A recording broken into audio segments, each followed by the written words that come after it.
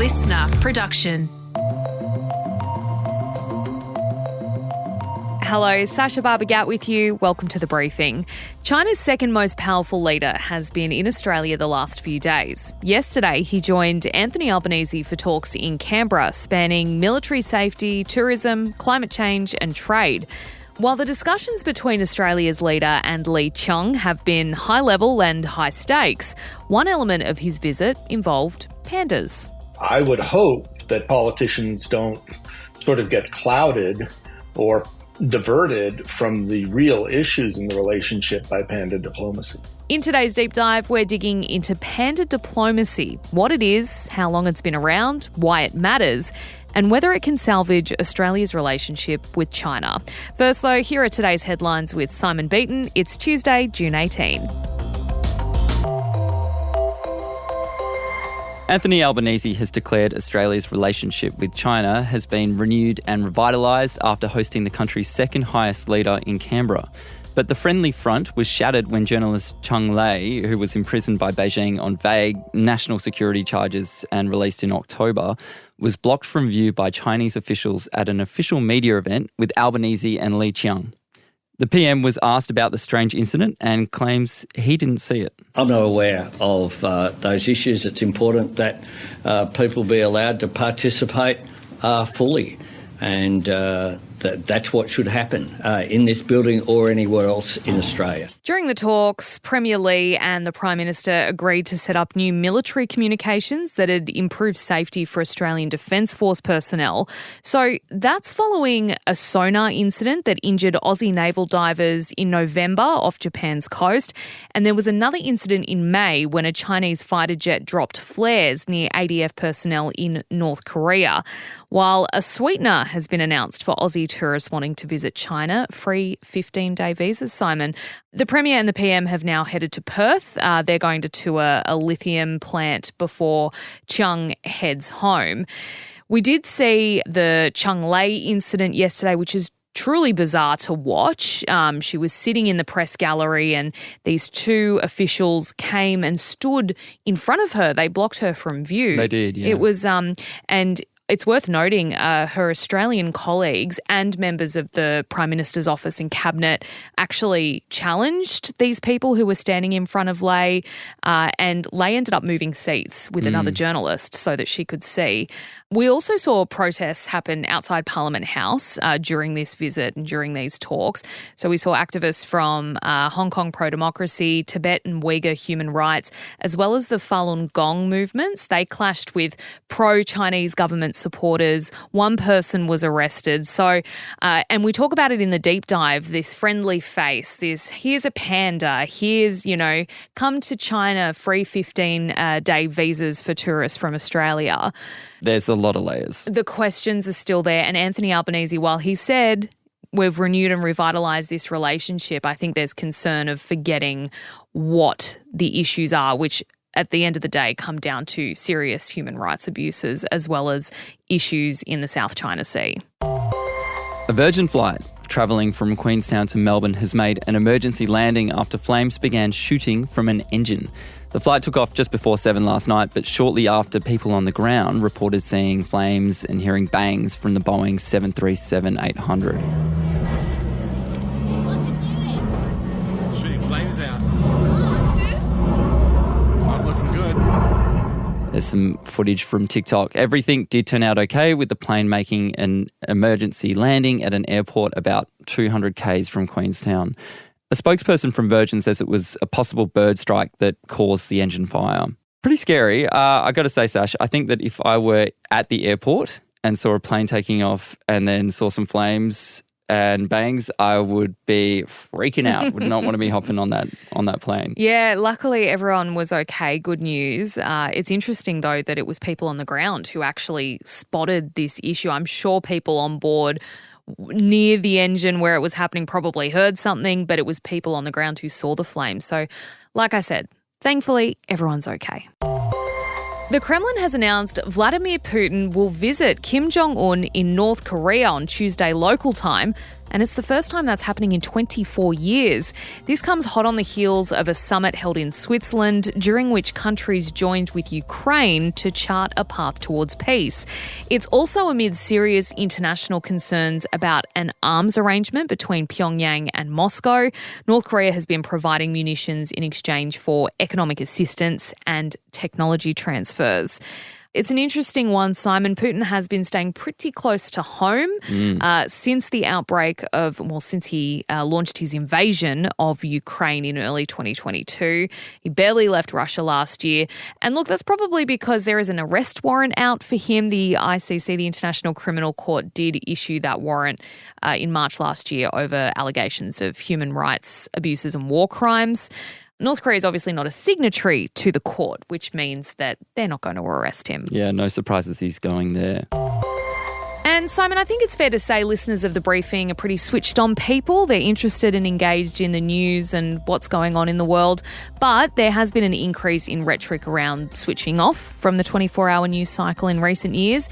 Interestingly, though, news consumption is up in Australia, according to a new study, and the trend is being driven by Gen Z and women. That's right. So the University of Canberra's News and Media Research Centre has found more than half of Australians, 51%, are accessing news more than once a day, and that is a jump of 3%. The growth is bigger, though, among women and young Australians, which has seen an increase of 5%. Yeah, so as I said, I find this interesting because, you know, especially among people my age, there's so much talk about, I want to disconnect. I don't want to be stuck in an endless doom scroll of everything that's going on. And as we know, so much awful stuff has been happening, not only here in Australia. We've had floods, we've had fires, you know, politics, all that nasty business. For sure. You know, we've had horrible wars overseas.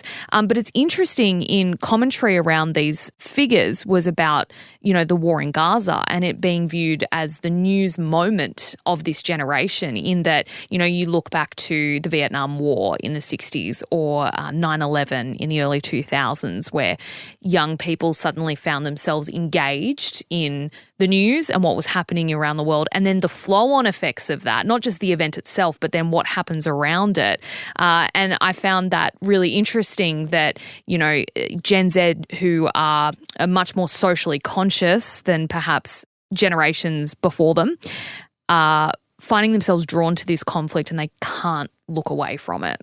Yeah, I also find it interesting the way in which young people are consuming news. So it is, from this research, we can see that it is social media, but that is the main source. So that's 60% of Gen Z are consuming their news from social media, and that's up from 47% just last year. Yeah, it's insane. And it's concerning as well. And we've done a deep dive on this a couple of months ago, looking at new laws for media companies and journalism in Australia by Meta. So that's Facebook and Instagram, where they want to take news off the platform. So it'll be really interesting to see the role TikTok plays, I think. You know, the audio you used earlier of the flight, the engine catching fire, yes, was from TikTok. So, and that's first-person journalism. That's people filming in the streets. But also it'll be interesting to see how journalists and media companies continue to use TikTok, I think, into the future.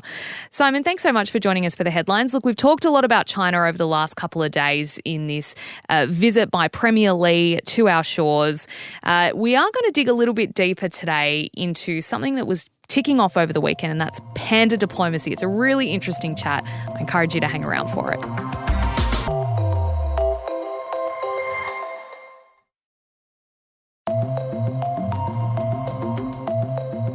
Panda diplomacy has been making headlines this week. It's after China's premier, during his important visit to Australia, promised a panda swap with Adelaide Zoo.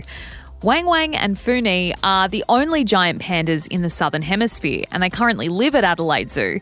They are a huge draw card for the city and indeed South Australia. But there's one problem.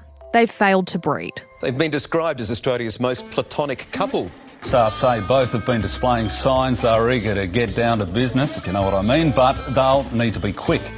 Talks will get underway shortly to decide whether the pair is simply better off as friends. So, on Sunday, Premier Li made a surprise announcement that China would participate in a panda swap, sending Wang Wang and Fu Ni back to their home country and shipping over a new pair in the hopes that they will breed here.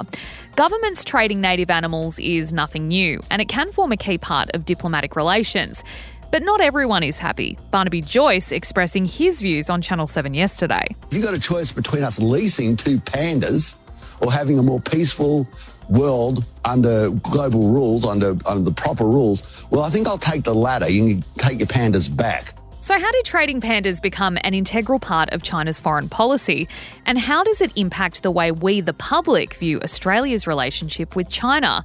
Here to help answer that is Professor Dennis Wilder. He's a senior fellow in the Initiative for U.S.-China Dialogue on Global Issues at Georgetown University. Professor, thanks for joining us on The Briefing. Can you explain to us, to start off, exactly what panda diplomacy is and when it started? Panda diplomacy actually is quite old. It started in World War II with Madame Chiang Kai-shek, the wife of the Generalissimo. And in order to thank the American people for the support for the Chiang Kai-shek regime, and particularly for children in China during the war, she decided to send a panda to the Bronx Zoo in New York. This was very successful as a piece of public diplomacy by the Chiang regime. And then later on, when Nixon went to China in 1972, his wife was sitting at the table with Zhou Enlai, and she looked down, and there was a picture of a panda on a cigarette box. And she said, "I've always loved these." Zhou Enlai said, "The cigarettes?" She said, "No, the pandas." And he said, "Well, I'll send you 2." And so it was at that occasion that panda diplomacy really begins.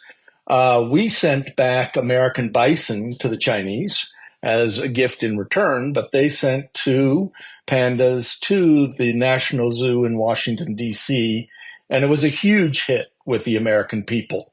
American kids loved it. The zoo has made it their signature exhibit. Merchandise sales at the zoo are through the roof every year. And so panda diplomacy began there, and Beijing realized that they had something that they could use worldwide. And so we've seen them send pandas to lots of countries where they feel they are creating a friendly relationship. Why pandas? Well, pandas are iconic. They're cute. They're very photogenic. Children love them. And of course, very few in the world. They are really indigenous to Sichuan province in China. And consequently, it is very unique, very Chinese. And as I say, there's just a quality to them. You know, in the United States, we even do films about them. We have a film called Kung Fu Panda for children. And actually, they're doing the 4th of those films this year. So you can see that it has great appeal, particularly to children, and the Chinese realize this. I did want to ask about this idea of soft diplomacy. And so this isn't something that just China engages in. Other countries too send native animals to friendly nations. Explain to us, the motivation behind it. Is it the same as what China's hoping to achieve? Cute animals that are iconic to the country being sent overseas, giving them a good image? Absolutely. It's, a part of people-to-people exchange that the Chinese are very big on, particularly in the time period now where U.S.-China relations are so strained. In fact, when we went to the bottom of U.S.-China relations, they stopped sending the pandas. They told the National Zoo, "We're not sending you pandas anymore." I called that punitive panda diplomacy, which is the reverse of sort of positive panda diplomacy. But other countries do this with their unique animals. I am not sure how many kangaroos have been exported from Australia, but I imagine there are some that have gone to zoos around the world.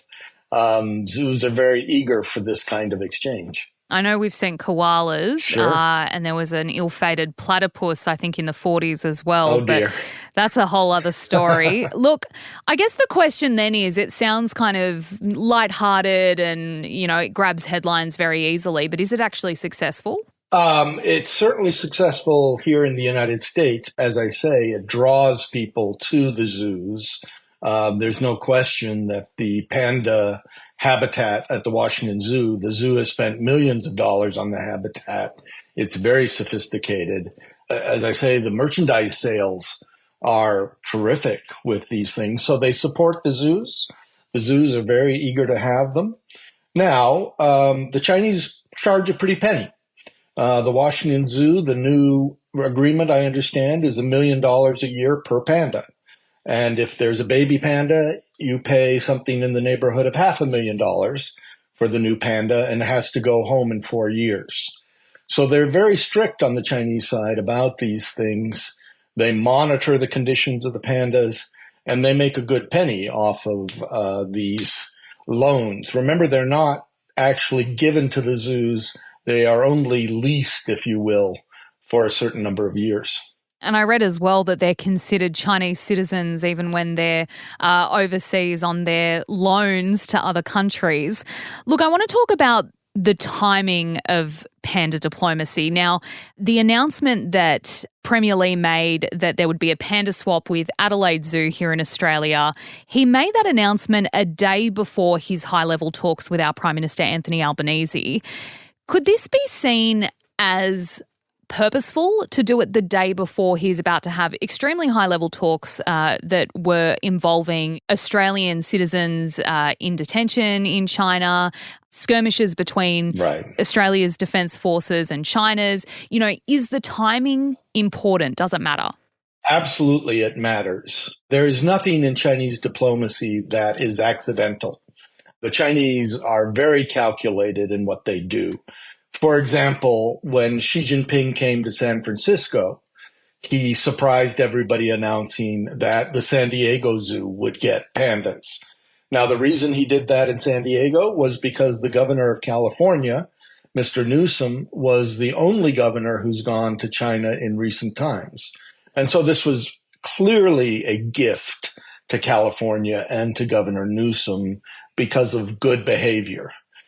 Some people do criticize this, and I think rightly do, as rather manipulative, exploitive in some ways. China wants to avoid, as you say, the human rights issues, the clashes at sea with Australian forces. So they want to put something positive out there. But it doesn't cover up the fact that there are a lot of issues that Australia needs to discuss with the Chinese. But it is a propaganda element for the Chinese government. Yeah, well, let's talk about that a bit more. You mentioned earlier the appeal to children in that, you know, you have a panda at a zoo. Children are the main audience, I suppose, the main target of zoos. Why is China trying to get at Australian children and other foreign children with its pandas? Well, if you look at the polling results in recent times, whether it's in Australia or the United States, the Chinese public opinion has plummeted. Here in the United States, it used to be about 50-50 in America thought positively about China. We are down to 17% of the American public thinking positively. So I think the Chinese are trying to think strategically, that if they sort of grab American children or Australian children early with something positive, that maybe these children will grow up with a more positive attitude toward China. I think that Beijing has so few ways to create a positive image today, to be honest with you, that they're sort of reaching for the panda diplomacy as a means of trying to look friendly and providing something that countries really want. Look, is panda diplomacy a bit of a double-edged sword in that, you know, it helps the government negotiate, but in turn it can affect the public's perception of the government because it's seen to be soft or weak when it comes to China and, you know, standing up to it, so to speak, on human rights abuses or military skirmishes?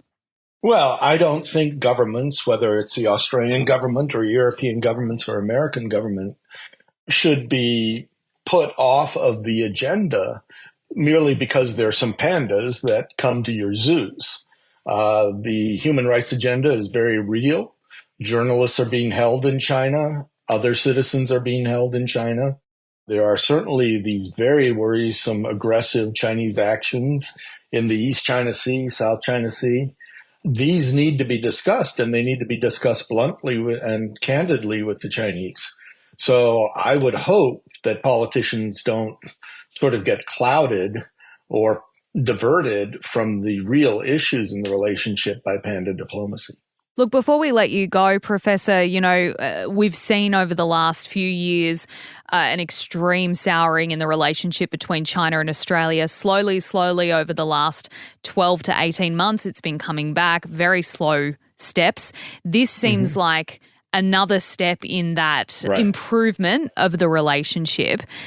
Let's say things sour again. Would the first step be to withdraw the pandas? Is that something we might see if China and Australia start, having a Barney again? Well, I guess it would depend on your lease agreement. The Chinese would have to break a lease agreement to do it. But again, we have seen the Chinese use the pandas as diplomacy, as punitive diplomacy. I wouldn't rule it out. I certainly think that the Chinese are very cynical about these things, and they are upset with the Western world. I would also add, though, the Chinese need the Western world more than they have in the past. Foreign direct investment is way down.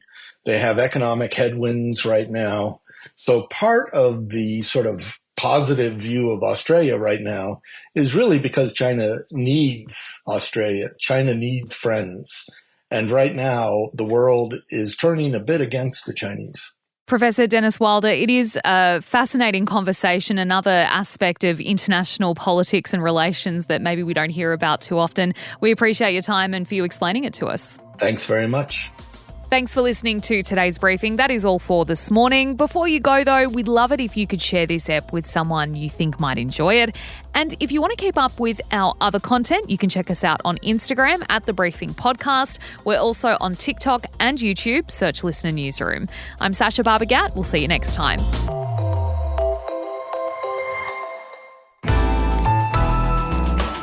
Listener.